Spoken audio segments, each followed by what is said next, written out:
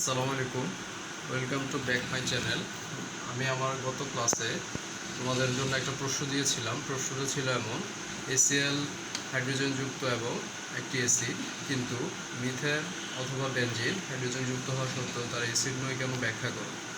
এই প্রশ্ন উত্তরটি তোমাকে আরএনএসের মতবাদ অনুযায়ী অ্যাসিডের যে সংজ্ঞাটি দেওয়া আছে সেভাবে তোমাকে উত্তর করতে হবে। অর্থাৎ আরএনএসের যে মতবাদটি ছিল, বা আমরা যেটাকে পানিতত্ত্ব মতবাদ বলে থাকি, এর উপর ভিত্তি করেই তোমাকে এই প্রশ্ন উত্তরটি দিতে হবে। তাহলে তোমাকে শুরুতে আরএনএসের মতবাদ অনুযায়ী অ্যাসিডের যে সংজ্ঞাটি ছিল, বা আমি অ্যাসিডের যে সংজ্ঞাটি বলেছিলাম আরএনএসের মতবাদ অনুযায়ী, সেই সংজ্ঞাটি তোমাকে আগে ভালো করে জানতে হবে প্রশ্ন উত্তর করতে গেলে। একজন শিক্ষার্থী উত্তর করেছিল, তবে সে আংশিক উত্তর করেছিল। আমি এখন পুরোপুরি উত্তর বলে দেওয়ার চেষ্টা করব। ওই যে উত্তরটি করেছিল তাকে আমার পক্ষ থেকে ধন্যবাদ। হ্যাঁ, চলে আসে এবার আমরা প্রশ্ন উত্তরটি জেনে নেই। তাহলে তুমি আরএনএসের মতবাদ অনুযায়ী অ্যাসিডের যে সংজ্ঞাটি ছিল সেটা তোমাকে একটু জেনে নিতে হবে আগে। আমি আবারও বলে দিচ্ছি, আরএনএসের মতবাদ অনুযায়ী বা পানিতত্ত্ব মতবাদ অনুযায়ী অ্যাসিডের সংজ্ঞা হচ্ছে যে যেসব রাসায়নিক উপাদান হাইড্রোজেনযুক্ত হবে এবং তারা জলীয় দ্রবণে বা জলীয় দ্রাবকের উপস্থিতিতে ওই হাইড্রোজেনকে আয়নে পরিণত করতে পারবে তাদেরকে অ্যাসিড বলা হয়ে থাকে। তাহলে চলে আসে এবার আমরা যদি দেখো একটু খেয়াল করে, আমরা যদি এসিএল এর মধ্যে পানি যোগ করে দিই, তাহলে এসিএল খুব সহজে বিয়োজিত হবে এবং তার সাথে এখানে যে হাইড্রোজেনটি ছিল সেটাকে সে তোমার আয়নে পরিণত করে দিবে এবং তার সাথে ক্লোরাইড আয়ন উৎপন্ন হবে। তার মানে এই যে হাইড্রোক্লোরিক অ্যাসিডটি তুমি দেখতে পাচ্ছ, তার মাঝে জলীয় দ্রাবকটি যুক্ত করা মাত্রই সে সম্পূর্ণরূপে বিয়োজিত হয়ে গেল এবং তার মাঝে যে হাইড্রোজেনটি ছিল সেটাকে আয়নে পরিণত করে দিতে পারলো। তার মানে এই হাইড্রোক্লোরিক যে রাসায়নিক উপাদানটি আছে সে আরএনএসের মতবাদটি মেনে চলে, যার কারণে আমরা তাকে অ্যাসিড বলতে পারি। মিথেন অথবা বেনজিনের যদিও তোমার এখানে তারা হাইড্রোজেন যুক্ত, তথাপি তারা জলীয় দ্রবণে বা জলীয় দ্রাবকে অথবা এই পানির উপস্থিতিতে তারা কোনো ধরনের হাইড্রোজেন আয়নে পরিণত করতে পারে না। তার মানে তারা পানিতে দ্রবীভূত নয়। তাদের বিশেষ এক বৈশিষ্ট্য কারণেই তারা পানিতে দ্রবীভূত হয় না, সেটা হচ্ছে যে তারা সমযোজী যৌগ, যেটা তোমাদের এই পাঠ্য বইয়ের অর্থাৎ রসায়ন বইয়ের পঞ্চম অধ্যায় রাসায়নিক বন্ধনে আরও জানতে পারবে। আমি যখন ওই অধ্যায়ে যাব তখন তোমাদেরকে বিস্তারিত জানানোর চেষ্টা করব। তুমি এখন এতটুকুই জেনে থাকো যে এই মিথেন অথবা বেনজিন জলীয় দ্রাবকে দ্রবীভূত নয়, যার অর্থাৎ সে অদ্রবণীয় হওয়ার কারণে বা অদ্রবীভূত হওয়ার কারণে সে কোনো ধরনের হাইড্রোজেনকে আয়নে পরিণত করতে পারে না, যার কারণে আরএনএসের মতবাদ অনুযায়ী বা পানিতত্ত্ব মতবাদ অনুযায়ী মিথেন বা বেনজিনকে অ্যাসিড বলা হয় না, হাইড্রোক্লোরিককে অ্যাসিড বলা হয়ে থাকে। হ্যাঁ, চলে আসো এবার আমরা আমি গত ক্লাসে অ্যাসিডের প্রকারভেদের মধ্যে যে বিজ্ঞানীদের অবদানের কথা বলেছিলাম, সেখান থেকে আরও একজন বিজ্ঞানীর মতবাদটা জেনে নিব, আর সেটা হচ্ছে ব্রোনস্টেড লাউরির মতবাদ। এটা আরও একটা নাম হচ্ছে প্রোটনতত্ত্ব মতবাদ। অর্থাৎ এখন আমরা জেনে নিব ব্রোনস্টেড লাউরি মতবাদ বা প্রোটনতত্ত্ব মতবাদ অনুযায়ী অ্যাসিড এবং ক্ষারকের সংজ্ঞা। এটা জানানোর উদ্দেশ্য হচ্ছে যে যদিও তোমাদের সিলেবাসে এটি নেই, তোমরা যখন ইন্টারে উঠে যাবে আল্লাহ বাঁচিয়ে রাখলে, তখন দেখা যায় যে অনেকে এই তথ্যগুলো নতুন পেয়ে যায়, যার কারণে তারা অনেকটা আনইজি ফিল করে, কারণ তোমাদের এই সিলেবাসে এ সম্পর্কে কোনো তথ্যই দেওয়া নেই। এখন আমি তথ্যটা দিয়ে দিচ্ছি তোমাদের জাস্ট জানার জন্যই, আর এটা জেনে যাতে তোমার ইন্টার উঠে গেলে আল্লাহ বাঁচিয়ে রাখলে যাতে তোমার কোনো সমস্যা না হয় বা তেমন কোনো আনইজি ফিল না হয়। বিগত যে শিক্ষার্থীরা ছিল তাদের ক্ষেত্রে অনেকটাই দেখেছিলাম, বা তারা অনেকটাই বললো এরকম যে তারা এই তথ্যগুলো না পাওয়ার কারণে ইন্টার গিয়ে তাদের অনেকটাই একটু ঝামেলা হয়ে যায়, কারণ সেখানে এই তথ্যগুলো অনেকটাই নতুন মনে হয় তাদের কাছে। সেজন্য আমি তোমাদেরকে জাস্ট জানানোর জন্যই তথ্যগুলো দিয়ে দিচ্ছি। হ্যাঁ, চলে আসে এবার আমরা ব্রোনস্টেড লাউরি মতবাদ, বা এটা আরেকটা নাম হচ্ছে প্রোটনতত্ত্ব মতবাদ। এই প্রোটনতত্ত্ব মতবাদ অনুযায়ী আমরা অ্যাসিড এবং ক্ষারকের সংজ্ঞাটা জেনে নিব। তাহলে শুরুতে আমরা যদি অ্যাসিডের সংজ্ঞাটা জেনে নেই, অ্যাসিড বলতে ওই ধরনের রাসায়নিক উপাদানকে বোঝানো হয় যারা বিক্রিয়াকালে অপর কোনো উপাদানকে প্রোটন দিতে পারে। অর্থাৎ যেসব রাসায়নিক উপাদান বিক্রিয়াকালে প্রোটন দানে সক্ষম তাদেরকে মূলত বলা হয়ে থাকে অ্যাসিড। তাহলে চলে আসে এবার আমরা এই আরএনএসের মতবাদ অনুযায়ী ব্রোনস্টেড লাউরি মতবাদ অনুযায়ী যে অ্যাসিডের সংজ্ঞাটি আছে সেটি একটু জেনে নেই। এখন আমরা যদি হাইড্রোক্লোরিক অ্যাসিডের মধ্যে পানিটাকে যুক্ত করে দেই, তাহলে হাইড্রোক্লোরিক অ্যাসিড এই পানির সাথে বিক্রিয়ার মাধ্যমে এখানে নতুন একটি যৌগ তৈরি করবে বা যৌগমূলক তৈরি করবে, সেটা হচ্ছে হাইড্রোনিয়াম আয়ন তৈরি করবে এবং তার সাথে ক্লোরাইড আয়ন তৈরি করবে।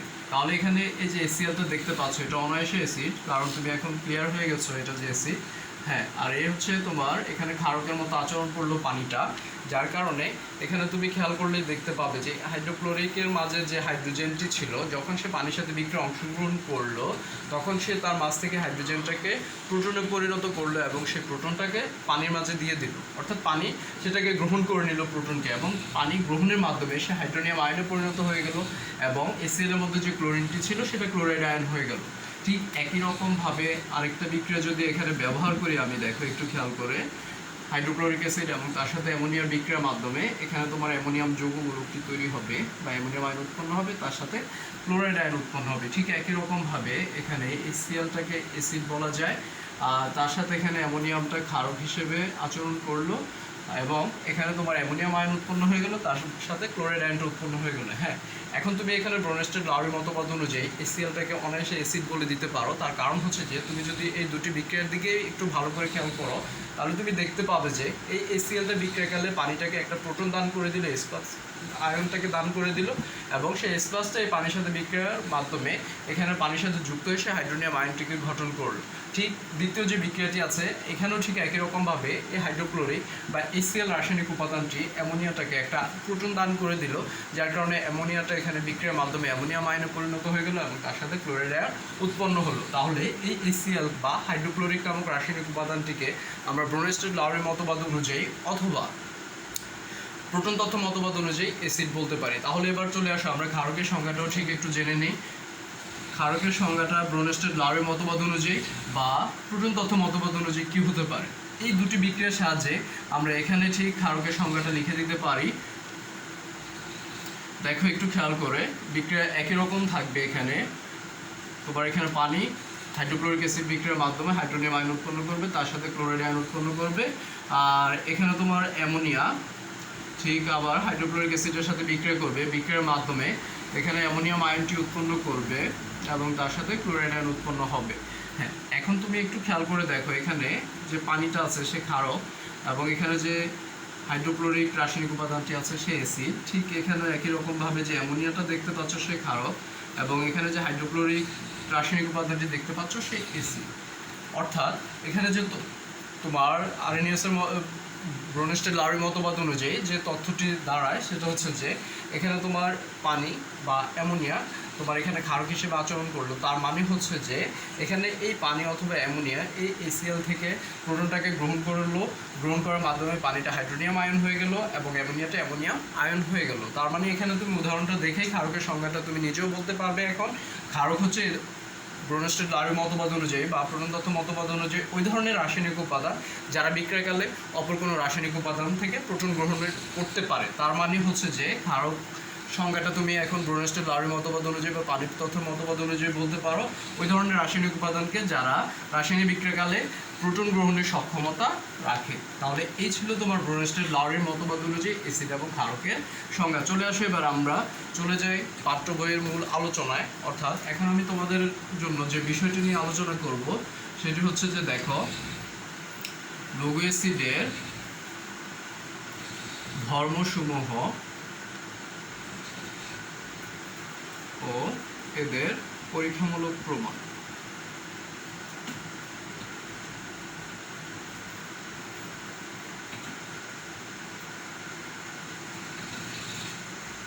আচ্ছা, এখানে আমি কি লিখলাম একটু খেয়াল করে দেখো, লঘু অ্যাসিডের ধর্মসমূহ এদের পরীক্ষামূলক প্রমাণ।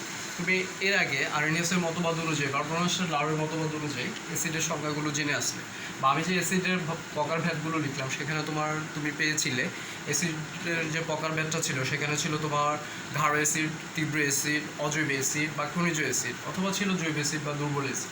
লঘু অ্যাসিড কিন্তু তোমার জন্য খুবই নতুন একটি শব্দ। তাহলে শুরুতে তোমাকে এখানে লঘু অ্যাসিড সম্পর্কে আগে ধারণা নিতে হবে। অর্থাৎ তুমি লঘু অ্যাসিড কাকে বলে বা লঘু অ্যাসিড বলতে কী বোঝায় বা এই কোন রাসায়নিক উপাদান সমূহকে বা কোন অ্যাসিড সমূহকে আমরা লঘু অ্যাসিড বলতে পারি এটা তো বা বলা হয়, এটা তোমাকে আগে জেনে নিতে হবে। হ্যাঁ, চলে আসো এবার আমরা লঘু অ্যাসিড কাদেরকে বলা হয়ে থাকে সেটা একটু জেনে নিব। সেটা জানার আগে তোমাকে আরও একটু কাজ করতে হবে। সেটা হচ্ছে যে আমি তোমাকে এখানে কিছু অ্যাসিড লিখব পার্সেন্টেজ সহকারে।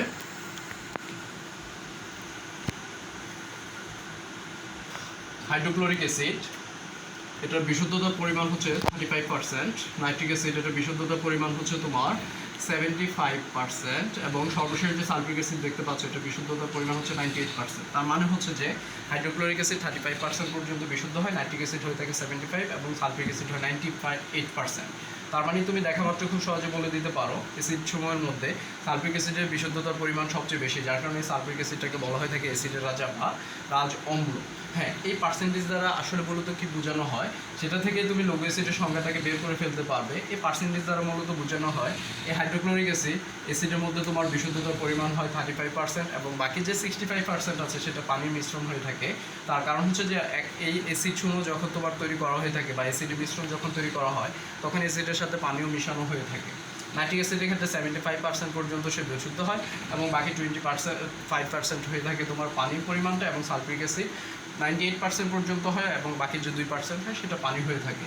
অনেক শিক্ষার্থীরাই মাঝে মাঝে প্রশ্ন করে থাকো যে এই যে উপরের যে দুই ধরনের অ্যাসিড দেখতে পেলাম যেমন হাইড্রোক্লোরিক অ্যাসিড এবং নাইট্রিক অ্যাসিড, এদের পার্সেন্টেজটাকে যদি আমি আরও বেশি বাড়িয়ে দেই, অর্থাৎ তাদেরকে যদি আরও বিশুদ্ধ করতে চাই বা আরও বেশি পরিমাণটাকে বাড়িয়ে দিতে চাই পানি অপেক্ষা অ্যাসিডের পরিমাণটাকে, তাহলে সেটা করা যায় কি না? হ্যাঁ, করা যাবে, তবে এখানে তোমার কিছুটা সমস্যা তৈরি হয়। সেটা কি দেখো একটু খেয়াল করে। এখানে হাইড্রোক্লোরিক অ্যাসিডের 35% পর্যন্ত বিশুদ্ধ হয়। তুমি যদি আরও বেশি বিশুদ্ধ করতে চাও অর্থাৎ অ্যাসিডের পরিমাণটাকে আরও বেশি বাড়াতে চাও, তাহলে তোমার এখানে দেখা যায় যে হাইড্রোক্লোরিকের মধ্যে গ্যাসীয় ধর্মটা চলে আসে। আর গ্যাসীয় উপাদানসমূহ সম্পর্কে তুমি তোমার এই পাঠ্য বইয়ের 2য় অধ্যায় জেনে আসছো। এরা মুক্ত অবস্থায় বিচরণ করতে পারে, অর্থাৎ তারা মুক্তভাবে চলাচল করে, যার কারণে অ্যাসিড সমূহকে তোমার যদি তারা মুক্ত অবস্থায় প্রাপ্ত হয়ে যায় বা যদি তাদের মাঝে অবস্থাটা চলে আসে গ্যাসীয় অবস্থাটা, তাহলে তাদের সংরক্ষণ করাটা অনেকটাই কষ্টকর হয়ে পড়ে বা কষ্টসাধ্য ব্যাপার হয়ে পড়ে। ঠিক নাইট্রিক অ্যাসিডের ক্ষেত্রেও একই রকম হয়। তুমি যদি তাকে আরও বেশি বিশুদ্ধ করতে চাও অর্থাৎ পানি অপেক্ষা অ্যাসিডের পরিমাণটাকে যদি আরও বেশি বৃদ্ধি করতে চাও, তাহলে তোমার দেখা যাবে যে এখানে নাইট্রিক অ্যাসিডে তোমার গ্যাসীয় অবস্থাটা চলে আসবে, ফলে তোমার সংরক্ষণে ব্যাঘাত ঘটতে পারে। সালফিউরিক অ্যাসিডের ক্ষেত্রেও ঠিক একই রকম। তুমি যদি 100% করতে চাও, যেহেতু সে রাজ অম্ল অর্থাৎ অ্যাসিডের রাজা, যার কারণে তার ক্ষমতাটাও একটু বেশি থাকে, অর্থাৎ তুমি যদি তাকে আরও বেশি গাঢ় করতে চাও 100% করতে চাও তুমি করতে পারবে, তবে এখানে তোমার সমস্যা দেখা দিবে বা সমস্যা সৃষ্টি হবে। সেটা হচ্ছে যে সে আরও বেশি গাঢ় হয়ে যাওয়ার কারণে তখন তার গ্যাসীয় অবস্থাটা হয়ে যাবে বা গ্যাসীয় অবস্থা চলে আসবে, ফলে তার সংরক্ষণে ব্যাঘাত ঘটবে বা সে রাজম্ল হওয়ার কারণে তোমার অনেক সময় সে বিস্ফোরণের মতো ঘটনাও ঘটাতে পারে। অথবা তুমি যে ডিবির মধ্যে বা যেখানে তুমি তাকে সংরক্ষণ করবে তার মুখটা খুললেই অনেকটাই সে উদ্বেগ হিসেবে তোমার বাইরে বেরিয়ে চলে আসার সম্ভাবনা থাকে, যার কারণে অ্যাসিড সমূহের ক্ষেত্রে একটা পার্সেন্টেজ হিসেব করে নেওয়া হয়, অর্থাৎ যাতে করে তাকে খুব সহজে বা অনায়াসে সংরক্ষণ করা যায়। সেজন্য এই পার্সেন্টেজগুলো লিখলাম। তাহলে এখন তুমি লঘু অ্যাসিডের সংজ্ঞাটা নিজেই পেয়ে গেলে। লঘু অ্যাসিড কাদেরকে বলা হবে? লঘু অ্যাসিড হচ্ছে ওই ধরনের রাসায়নিক উপাদানসমূহকে বলা হয় বা ওই ধরনের অ্যাসিডসমূহকে বলা হয় যাদের মাঝে অ্যাসিডের সাথে বা অ্যাসিডের যে মিশ্রণটি তৈরি করা হয় সেখানে অ্যাসিড অপেক্ষা পানির পরিমাণটা বেশি থাকে। অর্থাৎ যে সকল অ্যাসিড সমূহের মধ্যে অ্যাসিড অপেক্ষা পানির পরিমাণটা বেশি হয় তাদেরকে মূলত বলা হয়ে থাকে লঘু অ্যাসিড। তাহলে তুমি সংজ্ঞাটা পেয়ে গেলে। এবার চলে আসো আমরা লঘু অ্যাসিডের যে ধর্মগুলো আছে এবং তারা যে পরীক্ষাগুলো দেখায় সে সম্পর্কে আমরা এখন বিস্তারিত জেনে নিব। তাহলে শুরুতে তোমার বইয়ের মধ্যে লঘু অ্যাসিডের প্রথম যে ধর্মটি দেওয়া আছে সেই ধর্মটি হচ্ছে তোমার স্বাদ। তার মানে অ্যাসিডের স্বাদটা কেমন হতে পারে। দেখো, আমি গত ক্লাসে অ্যাসিড শব্দটি কোত্থেকে আসলো তার যে অর্থটি দাঁড়ালো সেই অর্থটি ক্ষেত্রে তুমি পেয়ে গেলে তার স্বাদটা কেমন হতে পারে, অর্থাৎ অ্যাসিড মানে হচ্ছে টক স্বাদযুক্ত হবে। তবে এখানে তোমার কিছুটা কথা বলতে হয়, সেটা হচ্ছে যে বা তোমাকেও কিছুটা সচেতন হতে হবে বা সতর্কতা অবলম্বন করতে হবে। তুমি যখন ল্যাবে যাবে অ্যাসিড মানেই যে টক স্বাদযুক্ত হয় তা কিন্তু না। তোমার যে অজৈব যে অ্যাসিডগুলো হয়ে থাকে এগুলো স্বাদ তোমাকে গ্রহণ না করাটাই ভালো হবে। তার কারণ হচ্ছে যে তুমি দেখে আসছো বা এর আগের যে লেকচারটা ছিল আমার সেখানে আমি বলেছিলাম যে অজৈব যে অ্যাসিডগুলো হয়ে থাকে তারা যেহেতু তোমার 100% বিয়োজিত হতে পারে, যার কারণে তাদের ক্ষয়কারক ভূমিকাটা অনেক বেশি হয়। ফলে তুমি যখন কখনো ল্যাবে যাবে বা যখন তুমি ল্যাবে যাও তোমার সেখানে এগুলোর যে অজৈব অ্যাসিডসমূহ থাকবে তাদের স্বাদ গ্রহণ না করাটাই ভালো হবে, কারণ এদের ক্ষয়কারক ভূমিকাটা অনেক বেশি। এতে করে তোমার বিপদ হতে পারে, যেমন তোমার যে অ্যাসিডটা যেখানে পড়বে সেখানে ক্ষত সৃষ্টি হয়ে যাবে এবং সেটা খুবই বিপজ্জনক একটা পরিস্থিতি তৈরি করে ফেলবে। তবে আমরা অ্যাসিড সমূহের যে স্বাদ গ্রহণ করি না তা কিন্তু না, আমরা অবশ্যই অ্যাসিড সমূহের স্বাদ গ্রহণ করি। আর সেই অ্যাসিড সমূহ হচ্ছে জৈব অ্যাসিড, অর্থাৎ আমরা যে টক জাতীয় খাবারগুলো গ্রহণ করে থাকি এগুলো প্রত্যেকটা জৈব অ্যাসিড বা জৈব অ্যাসিডের উপাদান থাকে, যার কারণে সেগুলো আমাদের কাছে টক লাগে। তার মানে অ্যাসিড টক স্বাদযুক্ত হয়ে থাকে। এই জৈব অ্যাসিড সমূহ আমাদের দেহের মধ্যে কিছু গুরুত্বপূর্ণ ভূমিকা পালন করে। এগুলো আমাদের খাদ্য পরিপাকে সহায়তা করে এবং একই সাথে আমাদেরকে রোগ প্রতিরোধ ক্ষমতা করে তোলে। তার মানে হচ্ছে যে জৈব অ্যাসিডসমূহ আমাদের দেহের মধ্যে অ্যান্টিবডি তৈরিতে সহায়তা করে থাকে। তাহলে চলে আসো দ্বিতীয় যে বৈশিষ্ট্যটি আছে বা দ্বিতীয় যে ধর্মটি আছে সেটা হচ্ছে ক্ষয়কারী, অর্থাৎ ক্ষয়কারী ধর্ম। অ্যাসিড সমূহ কেমন ক্ষয়কারী হয়ে থাকে দেখো। অ্যাসিড সমূহ অবশ্যই তোমার ক্ষয়কারী হয়ে থাকে, তার কারণ হচ্ছে যে অজৈব যে অ্যাসিডগুলো হয় সেগুলো ক্ষয়কারী হয়, কারণ তারা সম্পূর্ণরূপে বিয়োজিত হতে পারে। যেমন তুমি যদি এক অ্যাসিডের দ্রবণের মধ্যে একটা ধাতব উপাদান রাখো, তাহলে তুমি কিছু সময় পরেই দেখতে পাবে যে সেটা অনেকটা ঝাঁঝরা হয়ে যায়, অর্থাৎ এটা মরিচা পড়লে যেমন অবস্থা হয় সেটা হয়। যদিও মরিচা একটা সময় সাপেক্ষ ব্যাপার, তবে এখানে অ্যাসিডের মধ্যে যখন তুমি ধাতব উপাদানটিকে দিবে তাহলে সেটা অতি অল্প সময়ের মধ্যেই কিন্তু ঝাঁঝরা হয়ে যাবে। তার মানে অ্যাসিডের ক্ষয়কারী ভূমিকাটা অনেক বেশি, সেজন্য এদের ব্যবহারে আমাদেরকে অবশ্যই সচেতন হতে হবে। তারপরে চলে আসো লিটমাস পরীক্ষা। হ্যাঁ, লিটমাস যে শব্দটি, এটার সাথে তোমরা এর আগেও পরিচিত ছিল, অর্থাৎ ক্লাস 8-এ তোমরা করে আসছো। লিটমাস লিসেন নামক এক প্রকার গাছ থেকে তোমার এই পেপারটি তৈরি করা হয়, এটা একটা পেপার। আচ্ছা, এখন তুমি লিটমাসের সাহায্যে কীভাবে পরীক্ষাটা করবে, অর্থাৎ অ্যাসিডের পরীক্ষাটা কেমন হতে পারে, এখানে তোমাকে আমি একটা সংক্ষেপে একটা শব্দ ব্যবহার করে দিচ্ছি, দেখে যদিও সেটা তোমার মেয়ের এক নাম মনে হতে পারে। হ্যাঁ, লিখলাম আমি, শব্দটি হচ্ছে অ্যানিলা। এটা সংক্ষেপে তুমি অ্যাসিডের যে লিটমাস পরীক্ষার ধর্মটা আছে সেটা মনে রাখতে পারো। এ দিয়ে আমরা লিখতে পারি অ্যাসিড, নি দিয়ে লিখতে পারি নীল, লিটমাস কে লাল করে। তার অর্থটা দাঁড়ায় কি দেখো, অ্যানিলা যদি আমরা পুনরুক্ত করি তাহলে অ্যাসিড নীল লিটমাসকে লাল করে, অর্থাৎ অ্যাসিডের লিটমাস পরীক্ষায় তুমি যদি অ্যাসিডের কোনো দ্রবণের মধ্যে নীল লিটমাসটাকে যোগ করো তাহলে তুমি ধীরে ধীরে তাকে লাল হতে দেখবে। অথবা তুমি যদি অ্যাসিডের কোনো একটা দ্রবণ, যেমন ধরো 2 থেকে 3 মিলিলিটার যদি হাইড্রোক্লোরিক অ্যাসিডের একটা দ্রবণ ব্যবহার করো এবং তার মাঝে যদি তুমি নীল লিটমাসটাকে ব্যবহার করো তাহলে তুমি দেখবে যে সেটা ধীরে ধীরে লাল হয়ে যাচ্ছে। শুধু হাইড্রোক্লোরিক অ্যাসিড ব্যবহার করলে যে হয় তা কিন্তু অন্যান্য অ্যাসিড ব্যবহার করলেও কিন্তু হয়ে থাকে। এটা যে লিটমাস পেপার দিয়ে পরীক্ষা করলে হয় তা না, তুমি অন্যান্য যে বর্ণময় উপাদান আছে এটার সাহায্যে তুমি পরীক্ষা করে দেখতে পারো। তাহলে তোমার এখানে আমরা চতুর্থ যে ধর্মটা আছে সেটা নিয়ে এখন আলোচনা করব। এটা খুবই গুরুত্বপূর্ণ একটা ধর্ম, আর সেই ধর্মটাই এখন তোমাকে আমি বলছি। দেখো, সেটা হচ্ছে যে তোমার সক্রিয় ধাতুর সাথে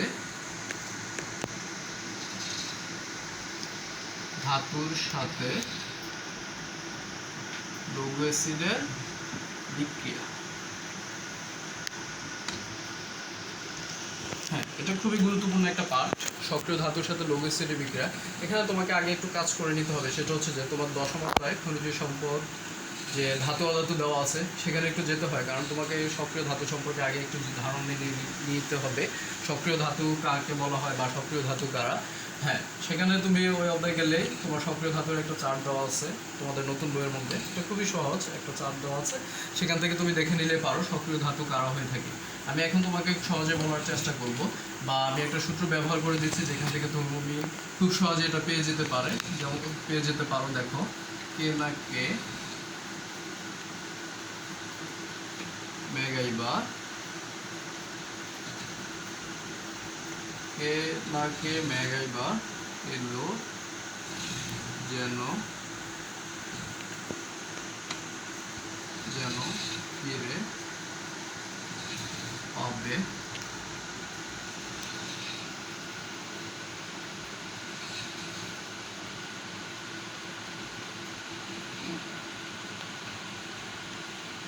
কালু হাবু আজ পিটাবে আমাকে। একটু খেয়াল করে দেখো, কে না কে তার মানে হচ্ছে যে কে না কে potassium, sodium, calcium, magnesium, aluminium, zinc, ferrous, lead, copper, mercury, silver, platinum, potassium। হয়ে গেল তোমার সক্রিয় ধাতুর যে সিরিজটা ছিল সেটা। এখানে আসলে মূলত তোমার সম্পূর্ণটা আমি লিখে দিলাম। এখানে একটু পার্থক্য আছে, পার্থক্যটা কি তোমাকে আমি বলে দেই। তুমি যখন ওই অংশটাতে গিয়ে দেখবে, এখানে তোমার মূলত আসলে 4 ধরনের ধাতু ছিল, অর্থাৎ 4 ধরনের ধর্ম বিশিষ্ট ধাতু ছিল। সক্রিয় ধাতু, তারপর হচ্ছে তোমার মধ্যম সক্রিয়, তারপর হচ্ছে তোমার কম সক্রিয়, এবং সর্বশেষ হচ্ছে তোমার নিষ্ক্রিয়। টোটালি 4 ক্যাটাগরি ধাতু দেওয়া ছিল। আমি সম্পূর্ণটাই তোমাকে লিখে দিলাম যাতে খুব সহজে বুঝতে পারো। হ্যাঁ, সক্রিয় ধাতু। তাহলে সক্রিয় ধাতু তারা একটু খেয়াল করে দেখো। সক্রিয় ধাতুর ক্ষেত্রে আমি এখান থেকে এখান পর্যন্ত ব্যবহার করব। তার মানে এই 5টি রাসায়নিক উপাদান বা এই 5টি রাসায়নিক মৌলই হচ্ছে তোমার সক্রিয় ধাতু। কেন তাদেরকে সক্রিয় বলা হয়, বা সক্রিয় বলতে সক্রিয় শব্দ দ্বারা কী বোঝায়? সক্রিয় শব্দ বলতে বোঝানো হয় ধরনের রাসায়নিক উপাদানকে যারা তাদের ধর্মটাকে খুব বেশি প্রদর্শন করে। তার মানে এখানে সক্রিয় ধাতু শব্দের অর্থ দাঁড়ায় যে ধাতু হিসেবে তারা তাদের ধর্মটাকে খুব বেশি অনুসরণ করে থাকে। ধাতু হিসেবে তারা তাদের ধর্মটাকে কীভাবে অনুসরণ করে থাকে, এখন আমি তোমাদেরকে সেটা দেখানোর চেষ্টা করব। হ্যাঁ, একটু খেয়াল করো, এখানে তোমার যে অংশটা ছিল সক্রিয় ধাতুর মধ্যে, এখানে তোমার ছিল দেখো পটাশিয়াম, তার সাথে ছিল সোডিয়াম, ক্যালসিয়াম, এবং এর পরপরই ছিল ম্যাগনেসিয়াম। হ্যাঁ, এখানে তোমার দেখো এটা হচ্ছে এই দুইটা উপরের যে দুইটা দেখতে পাচ্ছ, এই দুইটা হচ্ছে তোমার বেজোড়। হ্যাঁ, এই দুইটা হচ্ছে তোমার জোড়। তাহলে এই দুইটার সাথে সম্পর্ক হবে এবং এই দুইটার সাথে সম্পর্ক হবে। তাহলে বাকি থাকছে তোমার অ্যালুমিনিয়াম, যেটা ধাতু হিসেবে ভিন্ন। ভিন্ন বলতে সে ধাতু হিসেবে ব্যতিক্রম, যে 3টি ইলেকট্রন ত্যাগের মাধ্যমে ধাতুর আচরণটা দেখায়। তার মানে এই যে দুইটা উপাদান দেখতে পাচ্ছ, যেমন পটাশিয়াম এবং সোডিয়াম, উভয়ের কিন্তু সর্বশেষ কক্ষপথে ইলেকট্রন আছে একটা। এখানেও ঠিক একই রকমভাবে ক্যালসিয়াম এবং ম্যাগনেসিয়ামের মাঝে ইলেকট্রন আছে তোমার 2টা। হ্যাঁ, এখানে তোমার সোডিয়ামের আগে পটাশিয়াম লেখার কারণ হচ্ছে যে তোমার এই সোডিয়াম অপেক্ষা পটাশিয়ামের একটা কক্ষপথ বেশি, যেটা তুমি চতুর্থ অধ্যায়ে গেলে পেয়ে যাবে পর্যায় সারণীর মধ্যে। হ্যাঁ, একটা কক্ষপথ বেশি হওয়ার কারণে তার গুরুত্বটা বেশি হয় স্বাভাবিকভাবে, যার কারণে সে এই সোডিয়ামের আগে ইলেকট্রনটা ত্যাগ করে দেয়, যার কারণে সে সোডিয়াম অপেক্ষা সক্রিয়। আবার যদি তুমি ক্যালসিয়াম ম্যাগনেসিয়ামের মাঝে তুলনা করো, ঠিক একই রকমভাবে ম্যাগনেসিয়াম অপেক্ষা ক্যালসিয়ামের একটা কক্ষপথ বেশি হওয়ার কারণে সে তার শেষ কক্ষপথ থেকে 2টি ইলেকট্রন ত্যাগ করে দিতে পারে, যার কারণে সে ম্যাগনেসিয়াম অপেক্ষা সক্রিয়। অর্থাৎ এখানে তোমার যে সক্রিয়তা সিরিজটা আছে সেটা এমনভাবে সাজানো, এখানে তুমি তাদের মাঝে তুলনা করলে পেয়ে যাবে। তুলনাটা এমনভাবে হতে হবে যাতে করে তাদের সর্বশেষ কক্ষপথ ইলেকট্রনটা সমান থাকে। তাহলে তুমি তুলনাটা করে অনেক কিছু সহজে বুঝতে পারবে। তাহলে তোমার এতক্ষণে ক্লিয়ার হয়ে গেল সক্রিয় ধাতু কারা। হ্যাঁ, চলে আসো এই অংশগুলো পড়তে গেলে, অর্থাৎ এখন যে অংশগুলো ধাপে ধাপে আসবে, এগুলো পড়তে গেলে তোমাকে অবশ্যই পুরাতন একটা বইয়ের সহযোগিতা নিতে হবে। সেটা হতে পারে তোমার 2017 সাল থেকে আগের যে বইটা ছিল সেই বইটার সহায়তা একটু নিতে হবে। তার কারণ হচ্ছে যে এখানে বিক্রয়গুলো খুব ভালো ছিল। নতুন বই তো আছে, তবে সেখানে একটু সহজ ছিল আর কি। সহজটা কি যে কীভাবে ছিল দেখো, একটু তোমাকে আমি দেখাই। এখানে তোমার বাংলা একটা লেখা ছিল বিক্রিয়ার ক্ষেত্রে, সক্রিয় ধাতু প্লাস লৌহ অ্যাসিড। সক্রিয় ধাতুর সাথে লৌহ অ্যাসিডের বিক্রিয়া তোমার এখানে যে রাসায়নিক উপাদান উৎপন্ন হবে লবণ প্লাস হাইড্রোজেন গ্যাস। এই তথ্যটি তোমাদের নতুন বইতে দেওয়া নেই, সরাসরি লেখা আছে, বাংলা লেখা তো নয়।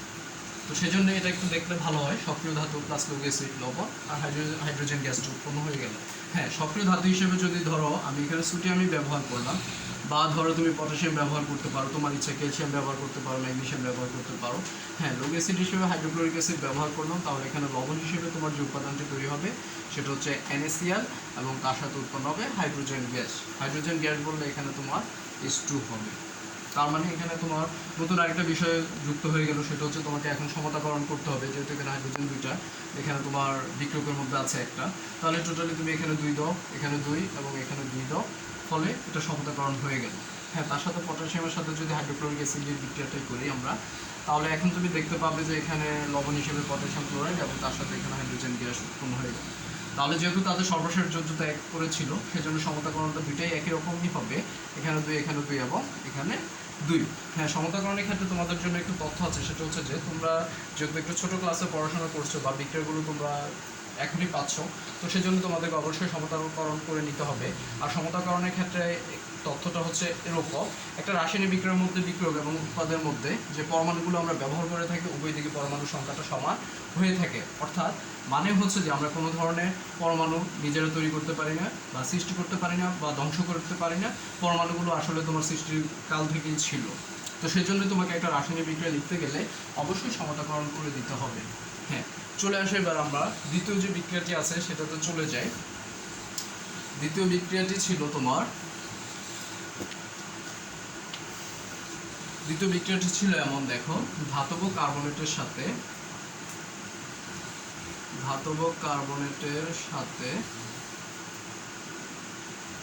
লৌহ অ্যাসিডের বিক্রিয়া। ধাতব কার্বনেটের সাথে লৌহ অ্যাসিডের বিক্রিয়া। আমি শুরুতে তোমার সহজে বোঝার জন্য বাংলা লেখাটা লিখে নিচ্ছি। ধাতব কার্বনেট প্লাস লৌহ অ্যাসিড। হ্যাঁ, এখানে তোমার যে রাসায়নিক উপাদানগুলো উৎপন্ন হবে ধাতব কার্বনের সাথে লৌহ অ্যাসিডের বিক্রিয়ায়, লবণ প্লাস পানি প্লাস কার্বন ডাই অক্সাইড,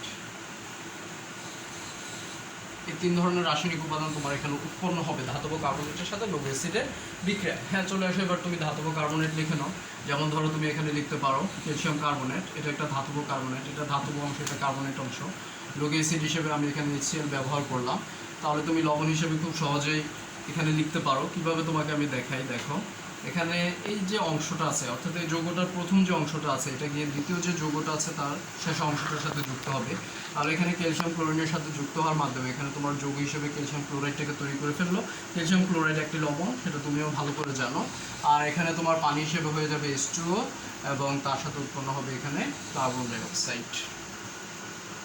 হ্যাঁ, ধাতব কার্বনের সাথে তাহলে লৌহ অ্যাসিডের বিক্রিয়া এখানে তোমার উৎপন্ন হলো কি, লবণ, পানি এবং কার্বন ডাই অক্সাইড। সমতাকরণের জন্য তোমাকে এখানে অল্প একটু কষ্ট করলে হবে, সেটা হচ্ছে যেখানে 2 দিয়ে দিলে সমতাকরণটা হয়ে গেল। তাহলে তুমি বেশ আরও কিছু বিক্রিয়াও ব্যবহার করতে পারো এখানে ধাতব কার্বনের সাথে লৌহ অ্যাসিডের বিক্রিয়ার ক্ষেত্রে। যেমন তুমি এখানে ব্যবহার করতে পারো সোডিয়াম কার্বনেট বা ম্যাগনেসিয়াম কার্বনেট বা এই জাতীয় আরও পটাশিয়াম কার্বনেট, আরও অনেক কিছু ব্যবহার করতে পারো। তাহলে এখানের মূল উপাদানটা ঠিক থাকবে, লবণ, পানি এবং কার্বন ডাই অক্সাইড। অর্থাৎ তুমি এই বিক্রিয়াগুলোর ক্ষেত্রে সহজে বোঝার জন্য বাংলা যে লেখাটা আছে এটা যদি তুমি মুখস্থ করে নাও বা এটা যদি তোমার ভালো করে জানা থাকে তাহলে বিক্রিয়াটা তুমি অনায়াসে লিখতে পারবে।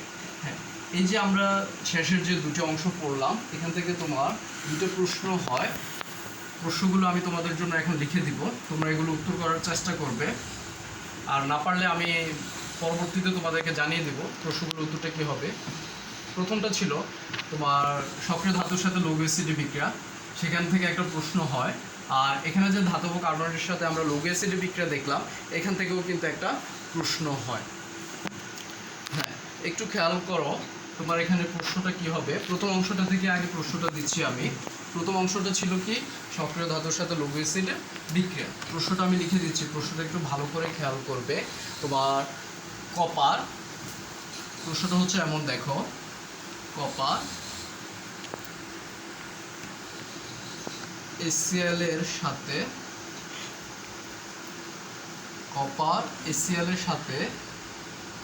বিক্রিয়া করে না, কিন্তু লঘু ও গাঢ় নাইট্রিক অ্যাসিড এবং গাঢ় সালফিউরিক অ্যাসিডের সাথে বিক্রিয়া করে কেন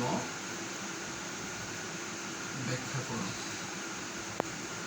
প্রশ্নটা খুবই বেসিক, পেরে যাবে আমার যতটুকু মনে হয়। আমি আবারও প্রশ্নটা মুখে বলে দিচ্ছি, লেখাটা স্পষ্ট না, মার্কের কালিও বেশি একটা নেই, যার কারণে আমি বলছি প্রশ্নটা একটু মনোযোগ সহকারে শোনো। কপার হাইড্রোক্লোরিক অ্যাসিডের সাথে বিক্রিয়া করে না, কিন্তু লঘু গাঢ় নাইট্রিক অ্যাসিড এবং গাঢ় সালফিউরিক অ্যাসিডের সাথে বিক্রিয়া করে কেন ব্যাখ্যা করো। তাহলে এটা ছিল প্রথম যে বিক্রিয়াটা ছিল সেটা থেকে, অর্থাৎ সক্রিয় ধাতুর সাথে লৌহ অ্যাসিডের বিক্রিয়া। দ্বিতীয় প্রশ্নটা আমি দিচ্ছি তোমাকে ধাতব কার্বনের সাথে লৌহ অ্যাসিডের বিক্রিয়ার প্রশ্নটা থেকে, অংশটা থেকে। প্রশ্নটা হচ্ছে এমন, দেখো, ক্যালসিয়াম কার্বনেট লৌহ গাঢ় হাইড্রোক্লোরিক অ্যাসিড এবং নাইট্রিক অ্যাসিডের সাথে বিক্রিয়া করে। লিখে দিচ্ছি আমি, ক্যালসিয়াম কার্বনেট সালফিউরিক অ্যাসিডের সাথে বিক্রিয়া করে না, H2SO4 এর সাথে